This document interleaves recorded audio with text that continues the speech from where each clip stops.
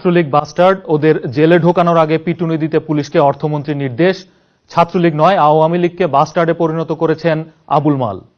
কদমতলীতে garments সামগ্রী ডাকাতি, ছাত্রলীগ বলছে ডাকাত হচ্ছে পুলিশ, পুলিশ বলছে ছাত্রলীগ। আসসালামু আলাইকুম, আন্দোলন নিউজে সবাইকে স্বাগত জানাচ্ছি। মাহফুজুর রহমান। এতক্ষণ শিরোনাম শুনছিলেন, এবারে বিস্তারিত।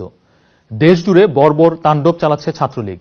খুন, হত্যা, টেন্ডারবাজি, ভর্তি বাণিজ্য, যৌন নিপীড়ন, শিক্ষক শিক্ষার্থীদের উপর অত্যাচার, সব মিলিয়ে ছাত্রলীগ এখন এক ভয়ঙ্কর ত্রাসের নাম। এটি পরিণত হয়েছে ভয়ঙ্কর সন্ত্রাসী সংগঠনে। সিলেটে একটি কনসার্টে ফ্রি ঢুকতে না দেয়ায় 21শে মে ছাত্রলীগের সন্ত্রাসীরা পিটিয়ে হাত ভেঙে দিয়েছে সিলেটের গণজাগরণ মঞ্চের নেতা রজত কান্তির। আহত রজত কান্তিকে হাসপাতালে দেখতে গিয়ে অর্থমন্ত্রী আবুল মাল বলেছেন, ছাত্রলীগের যারা হামলা করছে তারা বাস্টার্ড। অর্থমন্ত্রীর এই মন্তব্যের তীব্র প্রতিক্রিয়া ব্যক্ত করেছেন ছাত্রলীগের সাধারণ সম্পাদক উর্দু নাজমুল। তিনি বলেছেন, ছাত্রলীগ বাস্টার্ড নয়, বরং হলমার্ক, শেয়ার মার্কেট কেলেঙ্কারি সহ নানা অপকর্মের মাধ্যমে আওয়ামী লীগকে বাস্টার্ড সংগঠনে পরিণত করেছেন আবুল মাল। বিস্তারিত দেখুন জাহিদ গাজীর রিপোর্টে। ছাত্রলীগ এবং সন্ত্রাস এখন সমর্থক। যেখানে ছাত্রলীগ সেখানেই সন্ত্রাস, যেখানে সন্ত্রাস সেখানেই ছাত্রলীগ। গত 21শে মে সিলেটে একটি সংগঠন কনসার্টের আয়োজন করে। সেখানে ছাত্রলীগের পারভেজের নেতৃত্বে টিকিট ছাড়া ঢুকতে যায় ছাত্রলীগের একদল সন্ত্রাসী। এতে বাধা দেওয়ায় ছাত্রলীগের সন্ত্রাসীরা কয়েক দফা হামলা চালায় কনসার্টে।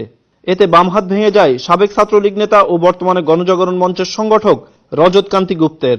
শুক্রবার তাকে দেখতে হাসপাতালে যান অর্থমন্ত্রী আবুল মাল আব্দুল মুহিত। তিনি বলেন, রজত কান্তির উপর হামলাকারীরা bastard. I have told the police the bastards who created the problem, each one should be found and given a good beating before they are taken to the jail. The bastards.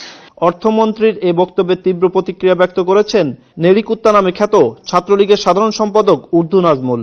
Urdu Nazmul বলেন, Chhatra League bastard নয়, ছাত্রলীগের জন্ম পরিচয় আছে, বরং মুসলিম লীগ নেতার সন্তান আবুল মাল মুহিতের শেয়ার বাজার ও হলমার্ক কেলেঙ্কারির কারণে আওয়ামী লীগকে বাস্টার্ডে পরিণত করেছে। তবে নাজমুল অর্থমন্ত্রীকে গালাগাল করলেও বাস্তবতা হলো ছাত্রলীগের সন্ত্রাসের আগুনে পুড়েছে সিলেটের ঐতিহ্যবাহী এমসি কলেজ। ছাত্রলীগের দাবানলে কিন্তু দাও দাও করে জ্বলে পড়ে ছারখার হয়ে যাবে। 2009 সালে ক্ষমতায় আসার পর ছাত্রলীগের সন্ত্রাসী কার্যক্রমে শত শত ছাত্র নিহত হয়েছে, বন্ধ হয়ে গেছে অসংখ্য শিক্ষা প্রতিষ্ঠান।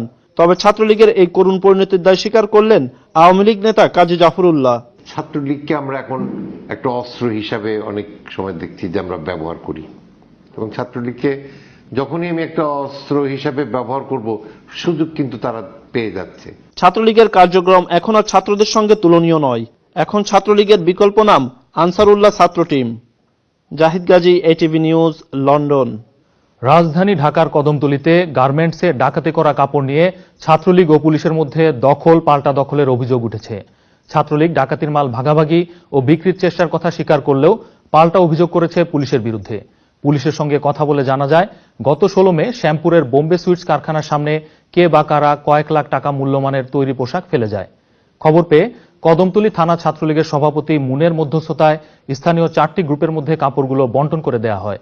তবে খবর পেয়ে কদমতলী থানার পুলিশ জোর করে কাপড়গুলো নিয়ে যায়। এ ব্যাপারে ছাত্রলীগ সভাপতি মুন বলেন, তিনি কাপড়গুলো পাওয়ার পর ছাত্রলীগ সহ স্থানীয় 4টি গ্রুপের মধ্যে সেগুলো বন্টন করে দেন, কিন্তু পরে পুলিশ এসে ডাকাতির মাল বলে কাপড়গুলো অন্য কোথাও সরিয়ে ফেলে। এ ব্যাপারে কদমতলী থানার ওসি আব্দুল সালাম বলেন, ওই মালগুলো নারায়ণগঞ্জের রূপগঞ্জের একটি গার্মেন্টের ডাকাতির মাল, কিন্তু ছাত্রলীগ সভাপতি মুন এগুলো দখলের চেষ্টা করছে। এদিকে স্থানীয়রা বলছে, আসলে কে বড় ডাকাত, ছাত্রলীগ না পুলিশ? অনেকে মন্তব্য করেছেন, এটি তেমন কোনো ঘটনা নয়, জাস্ট ছাত্রলীগ পুলিশ দুই ভাইয়ের ঝগড়া।